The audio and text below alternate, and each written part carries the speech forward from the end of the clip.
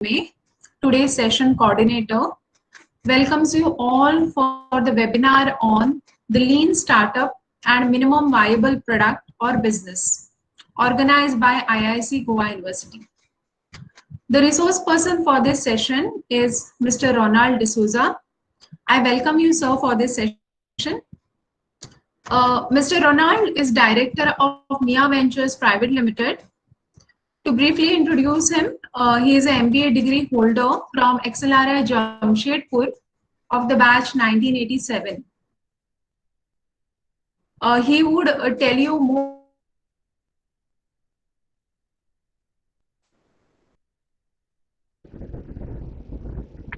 Hello.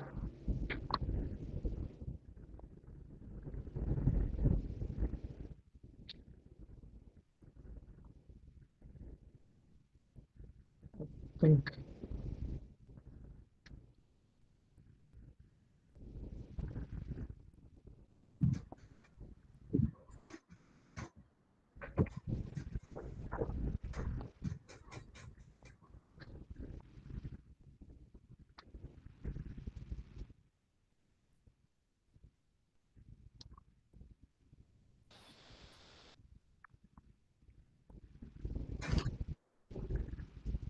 Hello. Sir, am I audible? I just I lost the think you have to, connectivity in between. I did not realize. no problem. Should I just take over and maybe share my screen if you can let me?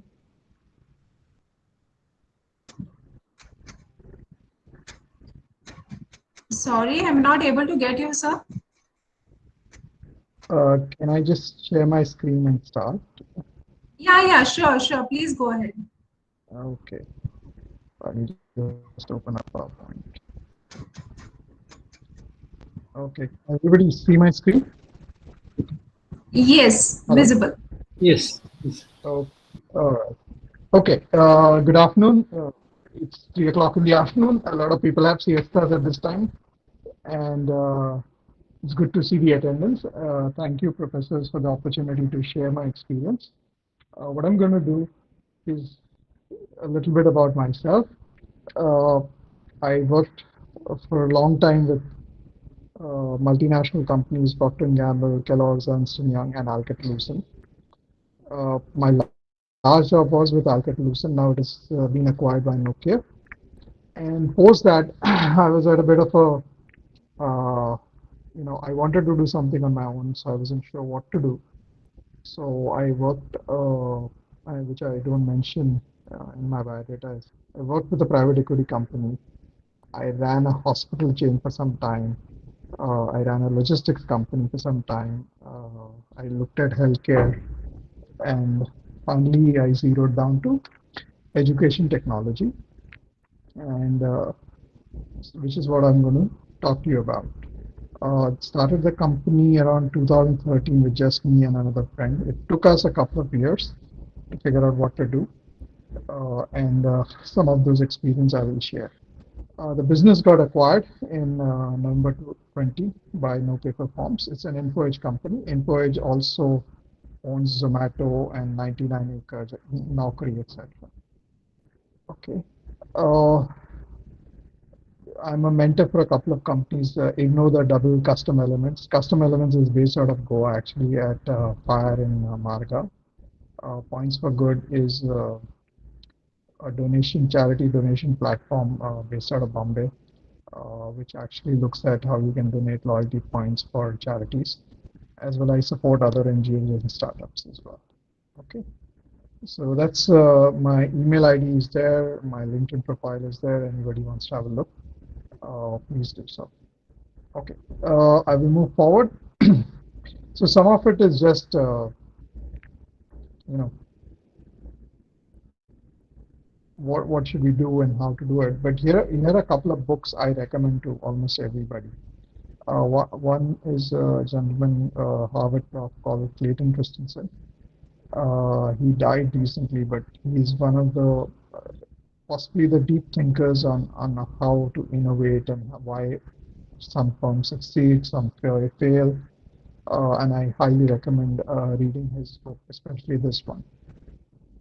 Walter Isaacson is famously known for writing Steve Jobs' biography. There's an interesting book about innovators and how, and this is over 200-300 years about how innovation has happened, etc. Uh, then I'm going to share some experiences. I'm just going to speak about the two products and how it kind of gels into the lean startup. I didn't use a technology or a label of lean startup when I did this, but uh, some of it kind of resonates with that. And at the end, we'll have some questions, and hopefully, I can answer some, and maybe not some. Okay, so let me move forward. Is the plan okay with everyone? Anything else? All right. Yes. Okay, so essentially, this is not some rocket science. What is a lean startup and what is a minimum viable products? But just to reiterate what it means. Uh, Essentially, it means you find a new company or product uh, in on behalf of an existing company, but it really it means that there is already something that is there, and you're finding something which will get you to market faster. Now, what is the difference? Okay, so for example, if you look at a product like, say, a Walkman or an iPod, etc., uh, some of these products are so innovative that they created demand for themselves. Okay, phone was a convergence of three technologies, and in a way, they're very high on innovation. Whereas a lean startup is something that means there is an opportunity in the market. There is something which is there, which is maybe clear, not clear. Sometimes it's stated, sometimes not. But the idea is that a lean startup, essentially, what is not said is that it helps you get to getting a business faster, start making a little money, and moving forward continuously. So that's how we look at a lean startup.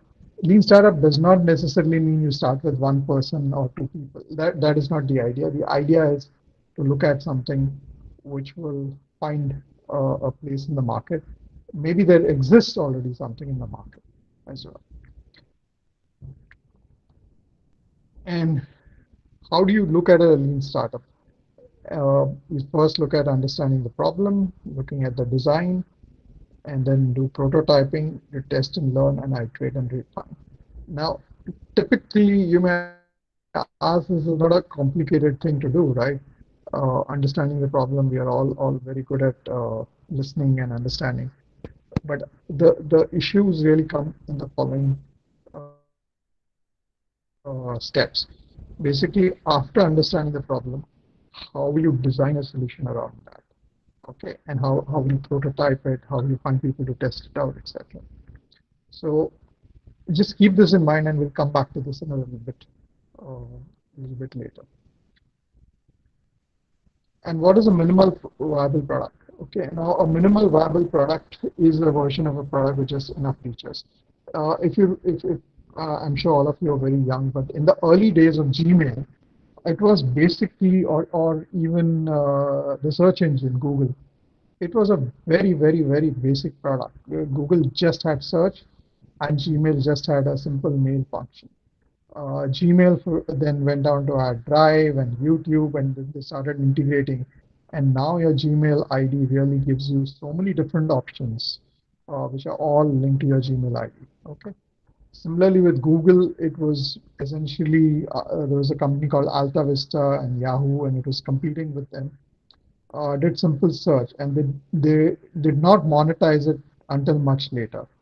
Similarly, Facebook really took off only when they went on the mobile. It took a long time for Facebook to become mass. Okay, people think it happened overnight, and it was done in college dorms, etc., tested, and the big change for Facebook, especially on the advertising revenue part, happened when it moved to the mobile app. So all of these things that we today think of as big products, etc., were initially conceived at a very basic level. Uh, you would not recognize a Gmail of maybe 10, 15 years ago now, and the way it handles things. Okay, so these are the two definitions. So the important thing to remember is viable uh, as well, which means for somebody who's starting a business or doing any kind of product development, viable doesn't mean that you only make money. Okay, let's also be clear on what viable means. Viable means whoever your customers are, your early customers, they think the product is of value, meaning they will be able to use it to solve some problem of their own, whether it's email or photograph or whatever it is that you want to solve. It does not necessarily mean you will earn money on it, meaning okay. So the definition of viable needs to be very clear. Viable means that there is a consumer acceptance of what you're doing or a customer. I mean, and if you're doing business to business or a business to consumer, there is some acceptance of what you've done. Okay, so this is more the theory. I'm not going to spend too much time on theory. It's all not rocket science. All of us can Google it and find it. So I'm now going to share two of my experiences and understand how. So uh, and I'm based in Mumbai. So in Mumbai, people used to stand in queues to collect forms, and then in some places, parents would actually queue up the previous night and then come back again to submit them. Uh, there was so much pressure on the school because they had to print the forms, they had to issue the forms. People keep stones outside the gate saying you made a number and all that kind of stuff. How to, and then you receive the forms physically, then they would give marks. Minority schools have their own criteria, and so on and so forth. Uh, so that is really the application process. Then the issue, so this is not something that is new, or let's say it's not a problem that doesn't exist anywhere. Uh, but after that, then how do you select students? Okay, how do you give marks, and how do you decide somebody is good enough? Should you interview the parents? And then finally admissions fee payment. So there used to be a whole office, and at least teachers would get assigned about 10, 12 people, 8, 10. I mean, if a school is about 100 or students at pre-primary, at least 8 to 10 people would be there. So our goal was how could we automate this process and reduce the workload. Okay. So this is a product that we have, Intelli Admissions. It is used by over 100 schools right now. What we did is we automated the form. Now you may ask, Google already does it, right? So you can actually create a Google form and capture the data. But what we realized is in Google form, you cannot get authenticated mobile numbers. So we created a mobile number authentication just like you would do for Aadhaar or your bank OTP, etc. So we built a process where every mobile number is authenticated. And then we captured the child's data, basic child's data like date of birth and male or female. Okay. Now what happens is that because we have schools now, let's say in Panjim there are 3 boys and 2 girls schools, and there are maybe 5 co-ed schools. Now, if you're a boy, you can apply to the boys' school as well as the co-ed school, and if you're a girl, only to the girls and the co-ed schools. So, at the initial process itself, we were able to discern who could apply where. Okay. Now, at the back end, we had all the schools listed. So, for just staying with this example in Panjim, we would have all the 10 schools on our platform. Okay. So, parents would come in, fill up the data, and then that same form would go to, they can choose which school to apply. And then each school would get a copy of the biodata, of the application form rather. Okay. Now they would get a unique application number for each school. So let's say Don Bosco would get a number, or Models would get another number. So each one would have a unique identifier. All this data was then available to the school in a simple Excel format.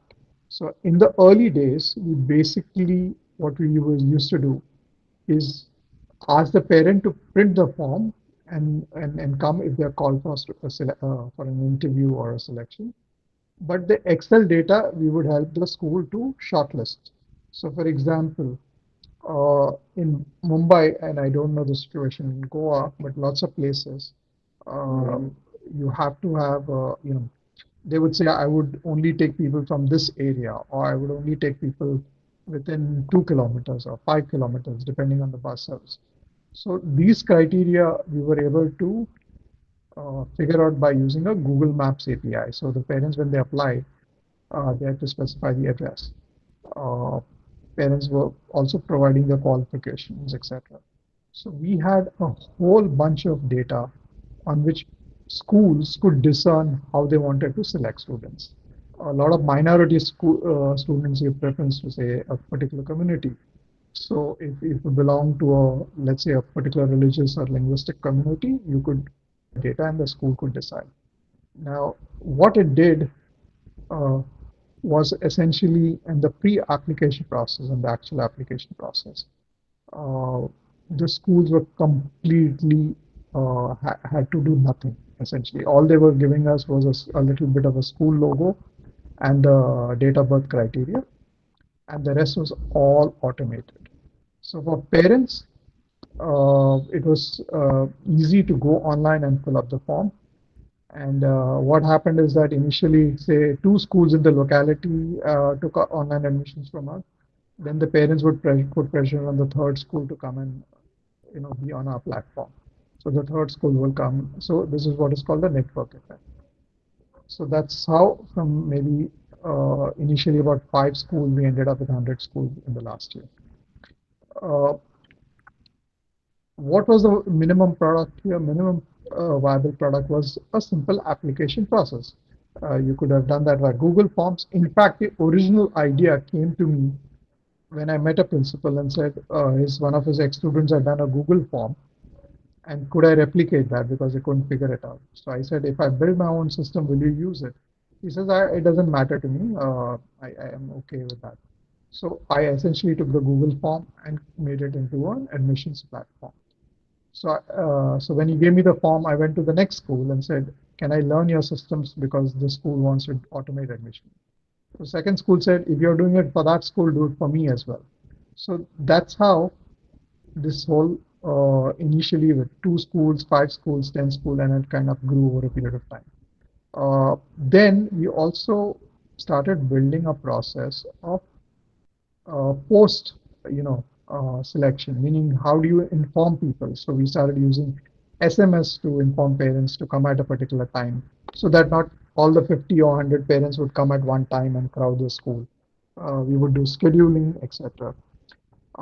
Then we took it one step further. The schools initially we encouraged them to not charge an application fee, but after 3-4 years we said you can charge an application fee, so they started charging an application fee. Once they granted admission, we also could ensure that they paid the online fees as well. So the entire process, except the one place where they go to the school and submit the form along with the child, everything else got automated. Okay, so this is a simple thing where admissions exist, have will exist and continue to exist. Uh, there is nothing rocket science about this, but we created a simple product, and it gained acceptance, and we added features and more things on it.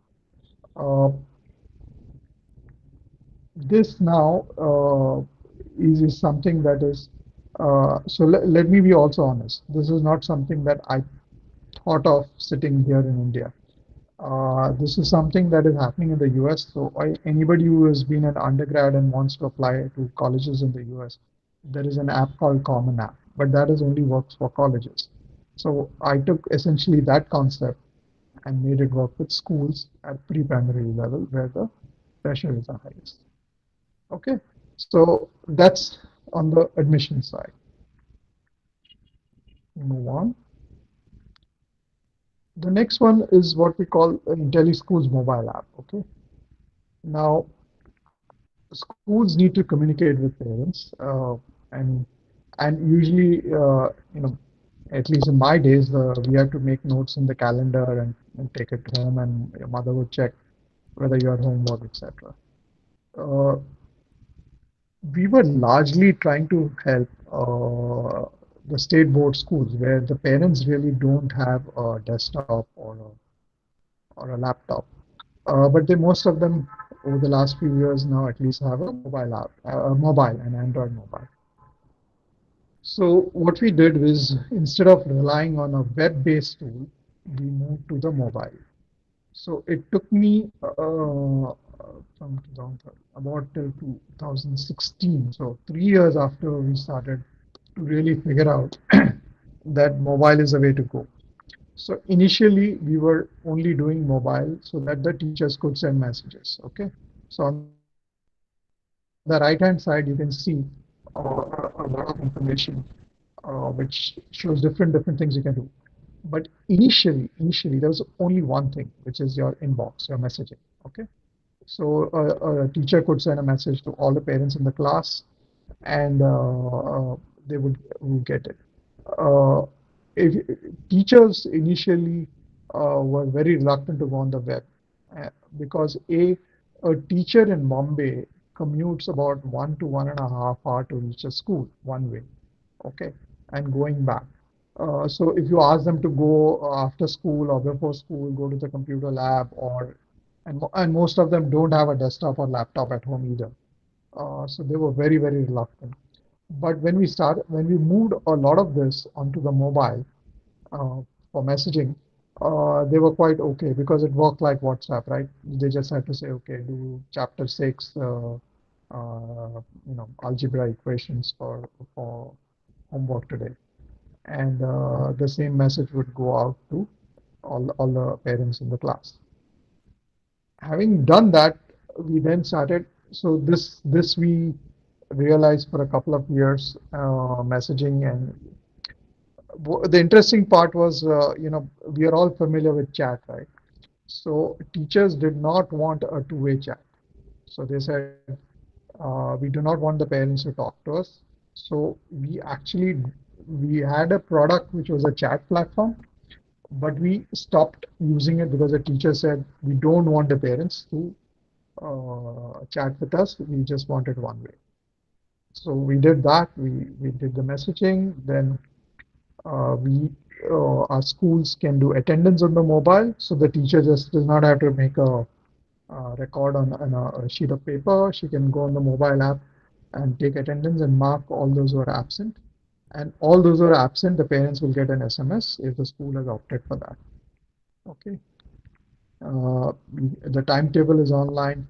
Evaluation, again, it was not something we did. We partnered with somebody out of Chennai called Report V, and they did the reports, and we presented the reports on the app. Okay. IntelliPay was more about paying fees online. Okay.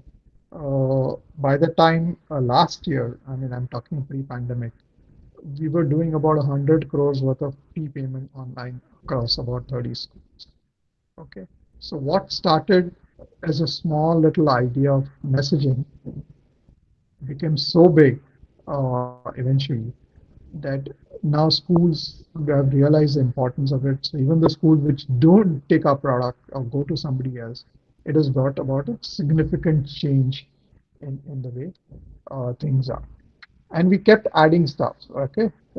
Journal entry that you see, a learning management system, HRM, which is you can apply for leave, etc. So this was the mobile app, Intellischools Mobile app. So initially we started with only one feature, which is your top right hand inbox. And then as we moved forward, we added more and more. Okay. Student profile was easy because basically it was a student name and parents name, etc. But the rest we had to create. Timetable was one of the most complex things. Uh, Again, which teacher, which class, scheduling, etc. So and there are only two timetable software available in the world. So we built a timetabling software as well.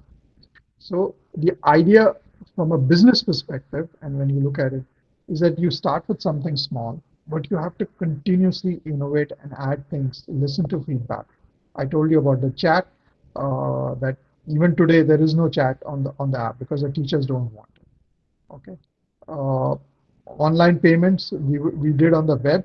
So the good schools were all fine, but the poorer schools or the middle class schools, they said no, we don't have.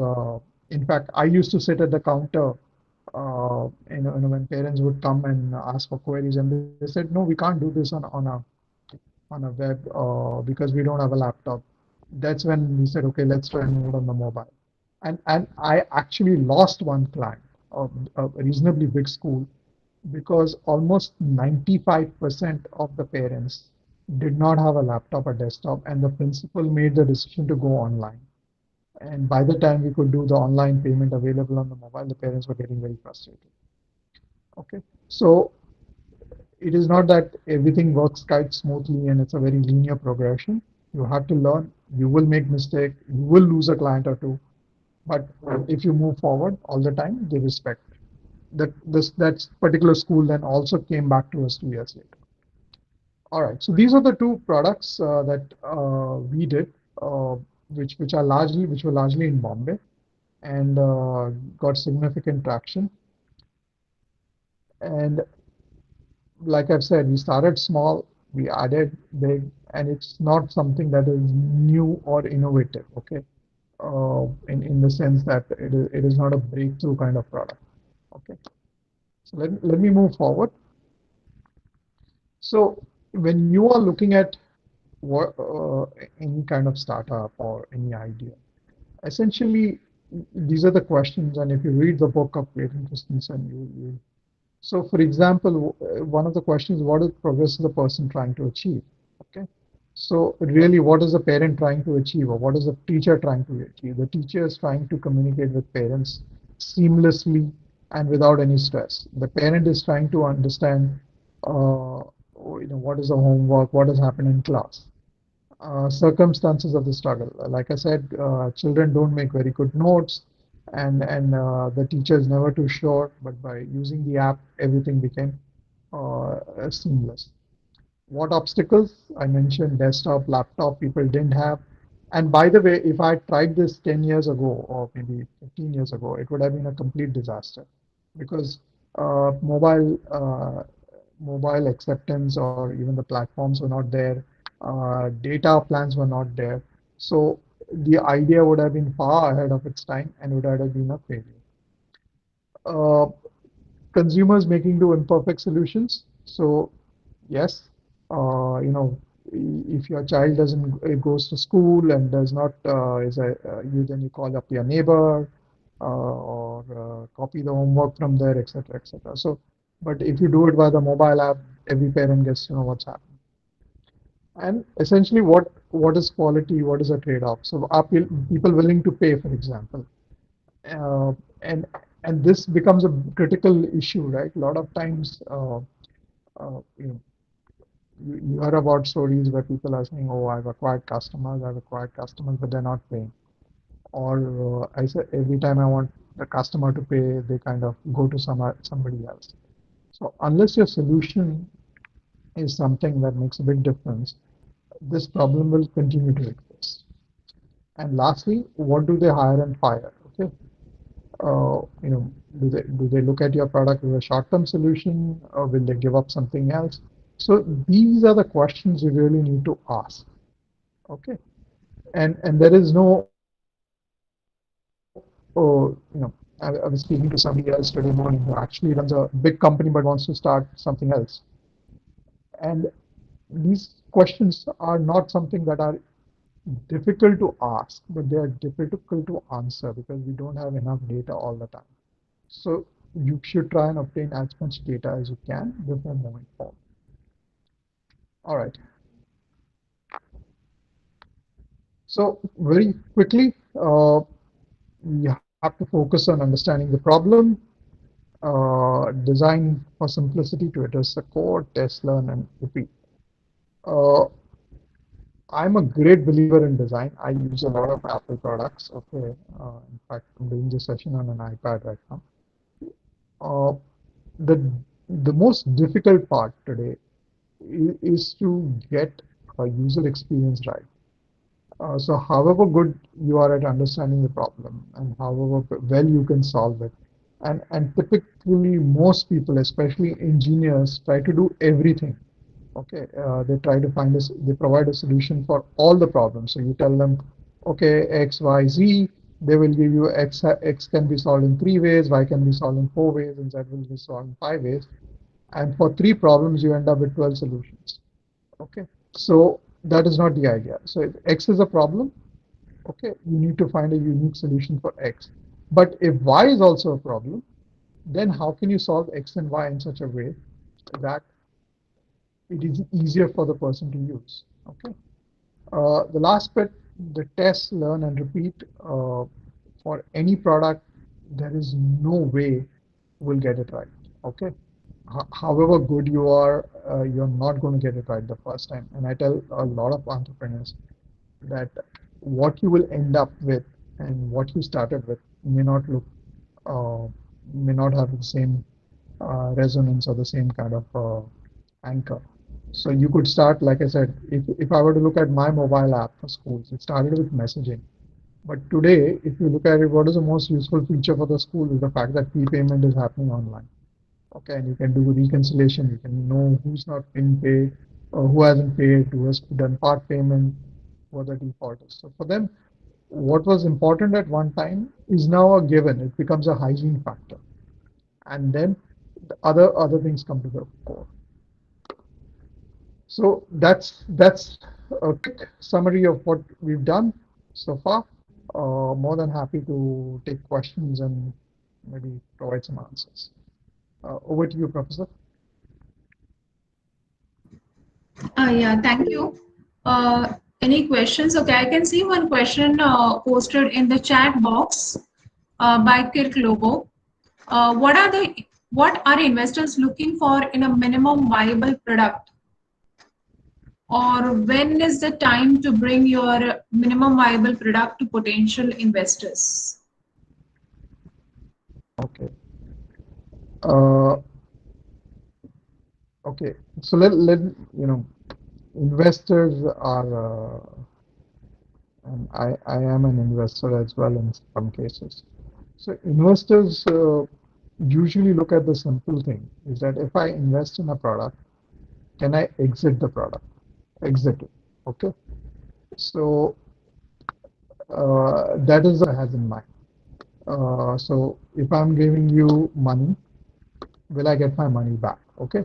So that is the overriding consideration for any investor. Now, there are different rounds of investing. Okay. Uh, so, for example, a lot of startups do self-funding. Then you can go with seed funding. Then you can do angel.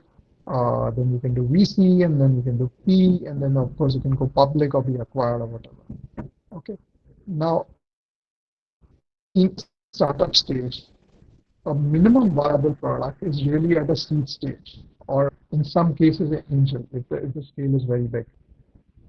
But if you are looking at a minimum viable product, it is where a seed investor would look at. So he wants to know whether your product will work and whether you can get a few customers. That's all. Now, seed investors also don't invest too much money. They would give you maybe 2 lakhs to maybe about 20, 25 lakhs at the upper end. Okay. Angel investors start giving you money from 50 lakhs to 2.5 to 3 crores. And once you get into more than 3, 4 crores, then you get into Series A, B kind of funding with VCs. All right. So that's the so A, investors only invest in ideas which they feel they can exit or somebody will acquire them. And B, the minimum viable product is more at the seed investment stage, and typical investment will be less than 25 lakhs. It's those are not those are thumb rules. Okay, so somebody may say, oh, I want 30 lakhs and I got it. Yeah, sure. Maybe 50 lakhs is also possible at seed, but typically that's where it is. All right. Okay. Any other question?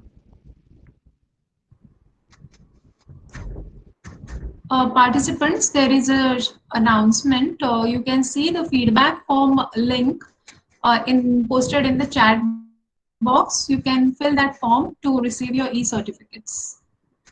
Thank you.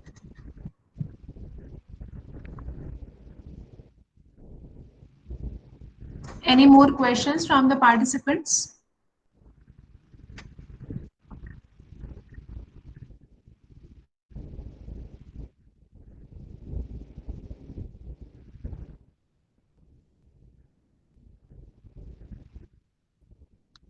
Okay, let me ask, how many of you plan to do a startup? Okay, So I there's can one see more. What is one more question that is posted by Globo. What is the best way? what is Yeah, but what is the best way to identify a problem that can be solved with a business idea? uh, I think most of us learn from our own personal experiences, right? If you're a chemist, you're unlikely to solve a problem involving human resources or so on and so forth. So typically, most of the problems that we end up solving are problems which we experience from our personal experiences. It could be a simple thing like admission because that is a problem that a lot of people face and you saw it day in and day out. Or there could be things like the inconsistency in fares and availability of taxis, etc., which Uber and all solve. So it is not or Airbnb solved with accommodation solution. So there are you don't go looking for a problem to solve. Quite often, maybe the problem is right in front of you, and maybe you've not even recognized that it's a problem. But if you have a problem, try to get a lot more data around it, understand. Uh, not There are two caveats I always put. So not all problems are solvable. Okay, if you have a fight with your parents or whatever, it's not a problem that everybody solve. I mean, all teenagers, everybody has different opinions. Some of these problems are not easily solvable, and they're not in the domain that you can build a business on. The second, more importantly, however difficult a problem is, and you know you can solve it, but if it does not have scale and it will not make money, then it is not really a good problem to solve after. Okay. Uh, for example, if you look at what has happened now with COVID, right? So many companies are trying to solve, whether it's vaccination, treatment, etc. It's because they know that the problem will continue. The problem is large, and it is something that will eventually result in business income. But in the process, a lot of time and attention, which could have possibly gone into research on cancer or somewhere else, those resources are getting redeployed for COVID. Okay, so everybody has a limited amount of resources, so please do not invest in a business idea which is not going to give you scale and return.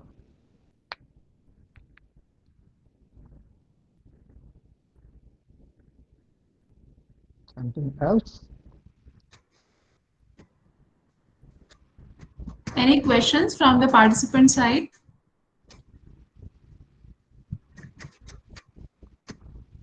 I'm reminding once again, please fill the feedback form. You will get the link in the chat box. I'm posting it once again. Okay.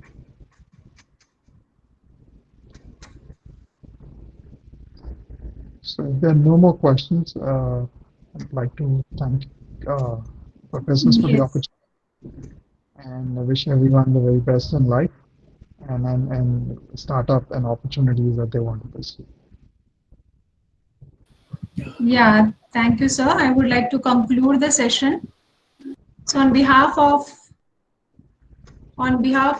Institutions Innovation Council, Goa University, I would like to thank the speaker, Mr. Ronald D'Souza, for sharing his rich experience with us on lean startup and minimum viable product or business. Thank you to all the participants, faculty members, research scholars, and students for participating in this session. Thank you, IIC, for giving me an opportunity for coordinating the session. Thank you, everyone. Thank you, one and all. I would now stop the recording of the session. Thank you. Bye bye. Yeah, thank you, sir.